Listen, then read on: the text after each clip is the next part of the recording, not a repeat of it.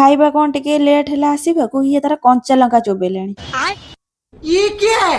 ଆଜି ନମିତା ମୁଁ ସମ୍ଭାବନା ଯାଇଥିଲୁ ଆମ ସିଂହପୁର ଲକ୍ଷ୍ମୀପ୍ରିୟାକୁ ଖାଇବା ପାଇଁ। ସେଠି ଥରେ ମିକ୍ସ ଭେଜ ରୋଲ ଟ୍ରାଏ କରନ୍ତୁ, ତାପରେ ମତେ ଆସିକି କହିବେ। ମୋର ତ ଫେଭରାଇଟ ପୁରା। ଥାଳିରୁ ଦେଖି ଜାଣିପାରୁଥିବେ ଆମେ 12 ବର୍ଷ ହେଲାଣି ଭୋକିଲା ଥିଲୁ ପୁରା। ଭାଇ ଆମର କେତେ ଟଙ୍କା ହେଲା?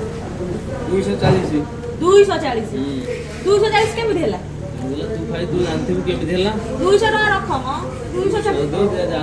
ଭାଇ ଆମର ବହୁତ ଭଲ, ଆମକୁ ଡିସକାଉଣ୍ଟ ଦିଅନ୍ତି, ସ୍ପେଶିଆଲି ମତେ ଅଧିକ। लेकिन ये साला कर क्या रहा है यहाँ पे? ଆମେ ଗାଉଁଲି ବୋଲି କହିବାକୁ ପଡୁନି, ଆମ ହରକତ ଦେଖିକି ଲୋକ ଜାଣି ଦଉଛନ୍ତି। ଦେଖୁନାହାନ୍ତି କଫିରେ ଉଡେଇକି ଗୋଟେ ପିଲା ଓରିଓ ବିସ୍କୁଟ ଖାଉଛି।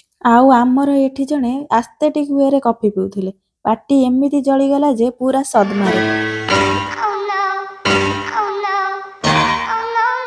ଏମିତି ପାଟି ତାର ପୋଡିଲା ଯେ ଆଉ ସେ ପିଇଲାନି, ସମ୍ଭାବନାକୁ ଦେଇଦେଲା ପିଇବା ପାଇଁ। ଆମେ ତାପରେ 3 ଜଣ ପିଇବା ପିଇ ସାରିକି ଘରକୁ ପଳେଇ ଆସିଲୁ। ଆସିଲା ବେଳକୁ ନମିତା ଦେଲା ମତେ ଗୋଟେ ପାର୍ସଲ। ମୁଁ ୟା ଭିତରେ କଣ ଅଛି କହିଲେ, ଘରେ ଯା ଦେଖିବୁ। ୟା ଭିତରେ ଥିଲା ଗୋଟେ ପିଗି ବ୍ୟାଙ୍କ। ଏଥିରେ ଲେଖା ଅଛି 1,00,000 ଟଙ୍କା ଯାଏ ରହିବ। କୋଉ ଦିନ ମୋର 1,00,000 ଟଙ୍କା ହବ?